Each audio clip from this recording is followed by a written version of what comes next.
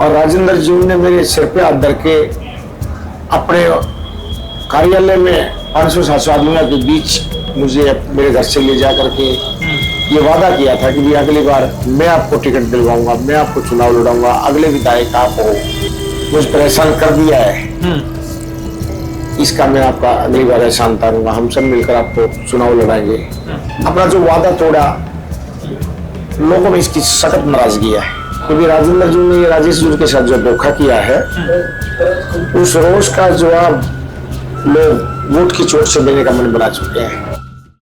हरियाणा की राजनीतिक यात्रा पे है, चुनावी यात्रा पे है और हरियाणा में इस बार इतनी हॉट सीट होगी है कि पूछो मत। पूरे हरियाणा का तापमान जो है वो बढ़ा के धर दिया है। इसी एक वोट सीट बहादुरगढ़ में इस टाइम पर मौजूद है और बहादुरगढ़ के मुकाबले की बात करें तो चाचा भतीजे का मैदान तो क्लियर हो गया है और आज शाम तक हो सका है कि दो सगे भाई भी मैदान में आपस में उतर जाए। फिलहाल हम राजेश जून जो निर्दलीय कैंडिडेट हैं, उन्होंने आज नामांकन भरा है, उनके साथ मौजूद हैं और कांग्रेस पार्टी से टिकट की उम्मीद थी लेकिन सिटिंग विधायक राजेंद्र जून को टिकट मिली और इन्होंने अपने समर्थकों के साथ ये बैठ के ये जो फैसला हुआ कि निर्दलीय चुनाव मैदान में उतरना चाहिए, तो आज नामांकन भर दिया है। और आज का माहौल बहादुरगढ़ का जो था, पूरा बहादुरगढ़ जाम करके रख दिया था। अब देखना है कि उसको और सिस्टमेटिक तरीके से चुनावी नतीजों तक अपने पक्ष में किस तरीके से कर पाएंगे। बातचीत शुरू करें हैं। सर राम राम, नमस्कार। राम राम जी। जून साहब, आज का माहौल तो हमने देखा बहादुरगढ़ का, पूरा बहादुरगढ़ जाम था, तो किस तरीके से मैंने ये इतनी भीड़ किस तरीके से आ रखी थी? आपका तो मतलब आपके गांव को तो कहें तो मतलब विधायकों की खान कह सके हैं, आपके गांव से लगातार चल रहे हैं, लगातार पिछले 20 साल से हमारे गांव से विधायक बन रहे हैं। तो ये जो है इतना प्यार आपके लिए जनता के बीच में किस तरीके से है? मुझे तो ये अनुमान है कि जैसे 2019 में मैंने 2014 में चुनाव लड़ा इंडिपेंडेंट, मैंने किसी पार्टी से टिकट नहीं मांगी थी, मेरी 28,642 वोट आई थी, 22% वोट का। फिर मैं 2019 में भी तैयारियां थी आपकी? मैंने फॉर्म भी जमा कर दिया था जी। और मैं फिर इंडिपेंडेंट इलेक्शन लड़ रहा था। तो यहाँ पर मेरे से कंप्रोमाइज किया गया। दीपेंद्र हुड्डा जी भी आए थे, भूपेंद्र हुड्डा जी भी आए थे और राजेंद्र जी ने मेरे सिर पे हाथ धर के अपने कार्यालय में 500-700 आदमियों के बीच मुझे मेरे घर से ले जा करके ये वादा किया था कि अगली बार मैं आपको टिकट दिलवाऊंगा, मैं आपको चुनाव लड़ाऊंगा, अगले विधायक आप हो। इस बार आपने जो मुझे परेशान कर दिया है अच्छा थाने के नेक्स्ट डे, इसका मैं आपका अगली बार एहसान उतारूंगा, हम सब मिलकर आपको चुनाव लड़ाएंगे। और आप बैन मौके पे आकर के भूपेंद्र हुड्डा जी, दीपेंद्र हुड्डा जी तो मेरे पक्ष में ही, हमने जो सुना है, मेरे सामने की कोई बात नहीं है, वो तो मेरे पक्ष में ही थे, मुझे टिकट दिलाना चाह रहे थे। सर्वे की बात करें तो वो भी आपके पक्ष में बात चल रही? 80-20 एक सर्वे, एक में मेरे 82 उसके 18, एक में मेरे 80 उसके 20 नंबर। अब सुना तो ये है कि दीपेंद्र हुड्डा जी, भूपेंद्र हुड्डा जी मेरे पक्ष में बहुत कोशिश करी, लेकिन इनके जो सुनते आ रहे थे वो कभी से कोई ऊपर से हाईकमान से कोई जुगाड़ है, ऊपर से हाईकमान से ऐसा कोई सिस्टम बना दिया कि सेटिंग गेटिंग फार्मूला तैयार करवा दिया। क्योंकि मैंने पिछली बार कंडीशन ही ये रखी थी कि जी मैं आपकी मदद तो कर दूंगा, फार्म उठा के, मान लिया मेरी बात, आप कह रहे हो कि अगली बार आपको टिकट देंगे, अगली बार सीटिंग हो जाएगी तो मुझे कैसे देंगे? तो मुझे भरपूर आश्वासन ये गया था, बहुत आदमियों के बीच में खुलेआम ये वादा किया था, ये कमिटमेंट था कि आप भूल जाओ सीटिंग गेटिंग में, हम आपको टिकट देंगे, हम आपको चुनाव लड़ाएंगे। अब उन्होंने अपना जो वादा तोड़ा, लोगों में इसकी सख्त नाराजगी है। मैं पिछले 5 साल पहले राजेश जी को बैठाया, 30,000 वोटों वाला कोई फार्म नहीं उठा था भाई साहब। आप तो पूरे हरियाणा का नॉलेज रखते हो और भी कई स्टेटों का नॉलेज रखते हो, जिसके पिछले चुनाव में 30,000 वोट आई हो, कंटिन्यू 5 साल अगले साल 5 साल मेहनत कर रहा हो, वो किसी के कहने से फॉर्म कैसे उठाएगा? कोई 1,000-2,000 वाला फॉर्म उठा नहीं ले। सही बात। आप मुझे इतना ठोस आश्वासन दिया, पब्लिकली दिया गया, पंचायत हुई थी, पंचायत हुई थी। अब राजेंद्र जी ने कह दिया कि नहीं, मैंने तो वादा ही नहीं कर रखा।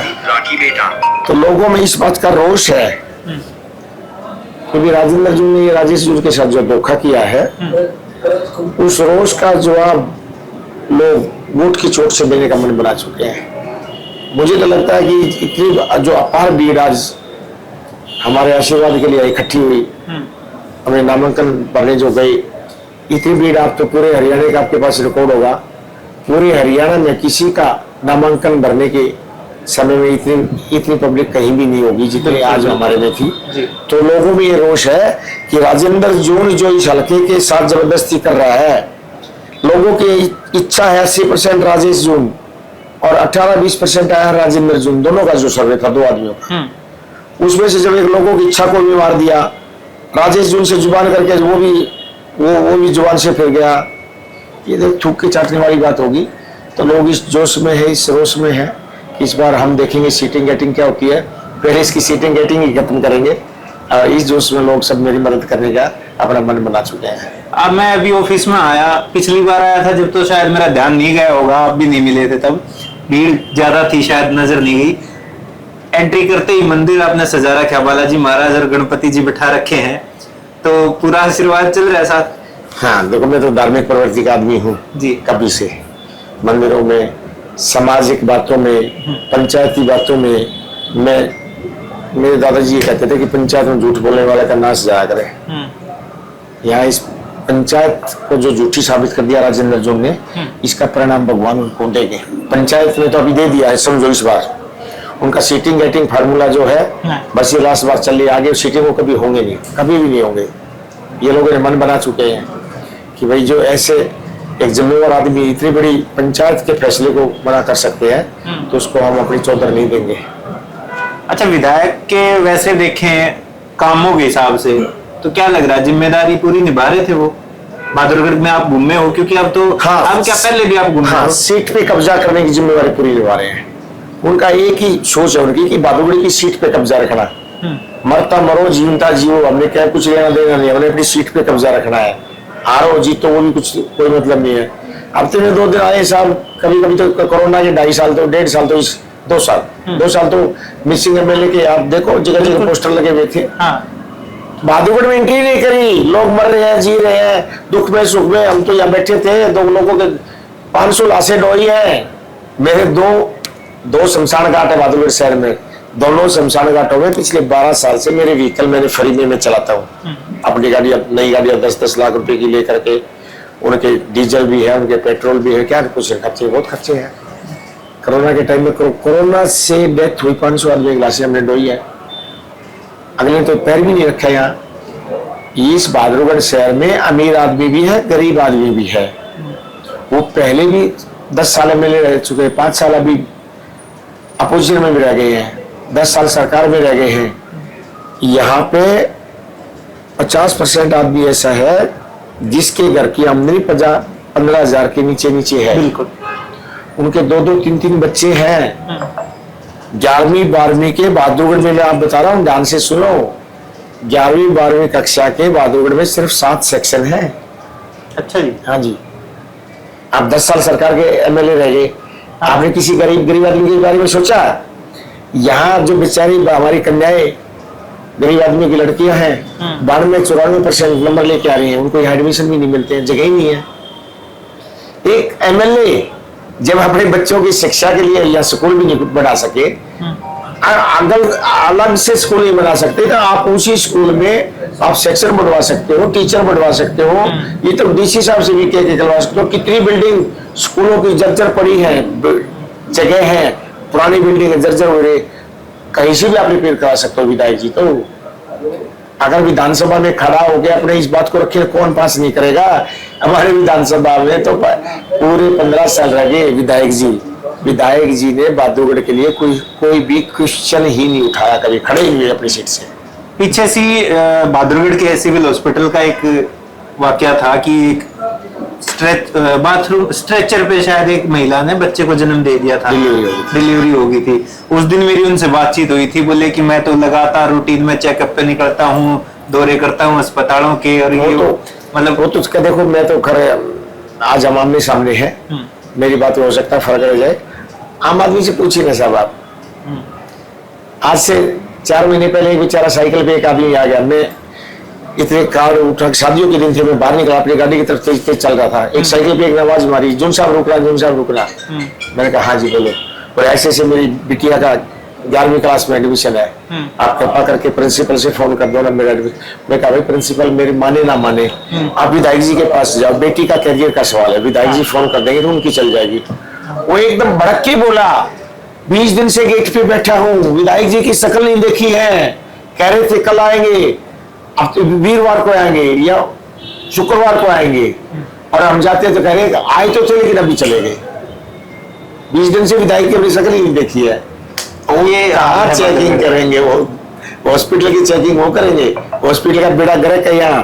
अगर किसी को अच्छी सी ठोकर लग जाए, नाखून बहुत अच्छी चोट लग जाए ना, उसको रेफर टू पी जाइए किसी एमरजेंसी हॉस्पिटल में। अच्छा, एक बात मेरे को बताएं, अखबार में भी एक खबर छपी थी पीछे सी कि 5 बार के विधायक आपके गांव ने दिए हैं, उसके बावजूद आपके गांव के हालात तक नहीं सुधरे हैं। अभी और झज्जर से बहादुरगढ़ की जो सड़क है, वो तो मैं पहले बहादुरगढ़ रहा करता, इतना बुरा हाल है उसका तो कि उस सड़क से तो निकलना ही मुश्किल है। अब ये भी मेरे से आपसे मैं पूछ रहा हूँ, मेरे गांव में जाके देखो, सिड रहा हमारा गांव, जो एमएलए का गांव बताते हैं, सिड रहा बाबूजी, लड़कियों का स्कूल +2 का हमारे गांव का फेमस स्कूल होता है। आसपास के कई गांव से लड़कियां आती हैं, कई गांव की लड़कियां वहां इकट्ठी आती हैं। हमारी लड़कियों को वहां जाना पड़ता ना, ये अपने पजामी को ऊपर उठा के जब पानी में से निकलना पड़ता है। बल्कि मैंने पीछे एक व्हाट्सएप लिख रहे थे हमारे गांव के बच्चे कि भाई पिछला पूर्व विधायक गांव का, प्रेजेंट विधायक गांव का, हो सकता है आने वाला विधायक गांव का। अच्छा, तो मैंने सोचा हो सकता है आने वाला विधायक गांव का, तो ये मेरा नाम है। अच्छा, मैंने सोच के व्हाट्सएप पे लिखा था भाई मुझे मौका दो, मैं अपने घर से करवा देता हूँ। वो बातों लोगों ने सिरे नहीं चढ़ने दी, भाई घर से क्यों करवाएंगे जब एमएलए बार बार यहाँ से बन रहे हैं। तो साहब जिसने जो एक कहावत है ना कि कुत्ता भी पूंछ मार के बैठता है, बिल्कुल जो आदमी अपने घर में, अपने गांव में कन्याओं के स्कूल की भी पैरवी नहीं कर सकता, वो समाज के लिए, इस हल्के के लिए क्या करके दिखाएगा। ये तो हल्का, ये एमएलए बन जाते हैं तो ये हल्का लावारिस हो जाता है। पीछे हमारे बाजार में डकैती पड़ गई, दिन दहाड़े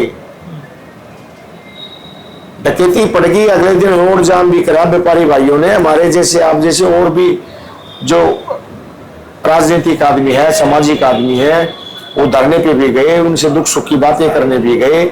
यहाँ पे दीपेंद्र हुड्डा जी भी आके अपना उनका दुख सुख जान के गए। उन्होंने प्रशासन से बात करी। उस समय यहाँ के सांसद थे अरविंद शर्मा जी, ये आज से 6 महीने पुरानी बात है। वो भी आए, उन्होंने भी लोगों से मिले, प्रशासन से बात करी। बल्कि हमारे दीपेंद्र जी ने तो वहां पे जीप भी खड़ी करवाई, परमानेंट नाका भी लगवाया। विधायक जी 8वें दिन उनका हालचाल पूछने गए हैं। कारण बता कि मुझे बुखार था। ये आपको बुखार था, मान लिया, बुखार कोई भी आदमी बीमार हो सकता है, लेकिन आपका इलेक्शन लड़ने के लिए आपकी मिसेज भी आती है, आपका बेटा भी आता है। तो ऐसे हालात में 2 दुकानों पे दिन दाड़े या डकैती पड़ी, तो आप नहीं आ सकते, तो घर का कोई सदस्य तो आके उनका हालचाल पूछ लेता, उनकी आवाज उठाता। ये हाल है हमारे विधायक जी के समय का। तो मतलब बहादुरगढ़ का जो रुखाड़ा बनाया था, रखवाली कर नहीं पाया ढंग। आप लोगों कहावत सुनिए, प्रधान जी वो बेड को उठा ले गया, बेडिया। हाँ। बोला भाई उठाने दे, ले जाने दे। बोला फिर तू क्या का प्रधान है? बोला मैं रही है कहूँ भाई। अच्छा ये तो भाई रही है क्या, लेना है देना दो, मस्त रहा मस्ती में, आग लगो बस्ती में, इन्हें कोई लेना देना नहीं किसी से। अच्छा, एक और चर्चा चल रही है, आपकी तरह टिकट के दावेदार थे रमेश दलाल और उन तभी टिकट नहीं मिली, तो अब उनकी तरफ से एक वो चल रहा है कि लोवा हारेगा, बहादुरगढ़ जीतेगा। वो लोवा गांव को टारगेट कर रहे हैं क्योंकि वहां से विधायक रहे हैं ज्यादा। नेचुरली देखो, सो कोई भी करेगा, इसको खोली भाई, कोई भी करेगा जी। जहाँ हम राजनीति कर रहे हैं, मना इलेक्शन लड़ रहे हैं, तो टारगेट करने की तो बात ही है उनके लिए, तो ये बात जी। और मैं तो ये कहूँगा भाई इस बार मेरा नंबर आ रहा था, ये बात क्यों ले जाओ। जी। अच्छा, एक सवाल, ये सवाल जनता के मन में भी जरूर होगा, आज मैं पूछ ही ले हूँ कि विचारधारा की अगर बात आए, आप यहाँ से जीतो हो, जनता भरोसा जतावे है, तो प्रायोरिटी कौन सी पार्टी रहेगी आपके लिए? चाय पियो जी। क्या हमने 15 साल 20 साल में हुड्डा साहब की जय बोलते नहीं हो गए, तो कहाँ एकदम छोड़ के कहाँ जाएंगे। नाराजगी है, लेकिन नाराजगी है, लेकिन छोड़ के नहीं जा सकते। छोड़ के नहीं जा सकते। आज बहादुरगढ़ के लिए क्या कुछ सपना देख रखा है आपने कि आप अगर विधायक? मैं बहादुरगढ़ का ये सपना देख रखा है कि मैं 12 घंटे एक दिन चंडीगढ़ रहूंगा हफ्ते में। उस दिन पीछे से भी मेरा बेटा बैठे या मेरी मिसेज बैठे, वो भी सुनसान लावारिस नहीं होगा कार्यालय। 6 दिन बहादुरगढ़ में रहूंगा तो 12 घंटे अपने ऑफिस में बैठूंगा या हल्के में ही रहूंगा, दुख में हूँ सुख में हूँ। और बहादुरगढ़ के सारे काम पेंडिंग पड़े हैं। अब आज फिलहाल तो आप रोड की समस्या देखो। पहला काम तो एक साइड में रोडों की तरफ मेहनत करना, दूसरा काम मैंने बताया कि अगला एडमिशन फिर आ जाएगा मार्च अप्रैल में उन बच्चों का, गरीब आदमियों के बच्चों का, उनके लिए मेहनत करना। एकदम बिल्डिंग शेल्डिंग सब तैयार नहीं होगी, लेकिन सेक्शन बढ़ सकते हैं। ये काम तो डीसी लेवल भी हो सकता है। नहीं तो अपने विधानसभा में ये बात रखेंगे तो वहां भी पास हो जाएगा। और तुरंत प्रभाव से सरकारी हॉस्पिटल में जो भी हमारा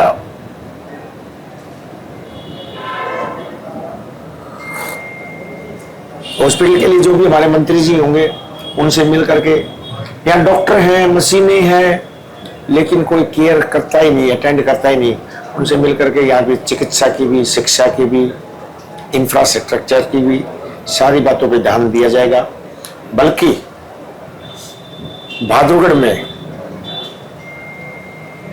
2000 ऐसी फैक्ट्रियां हैं जिनमें 150 वर्कर से लेके 1000-2000 वर्कर हैं।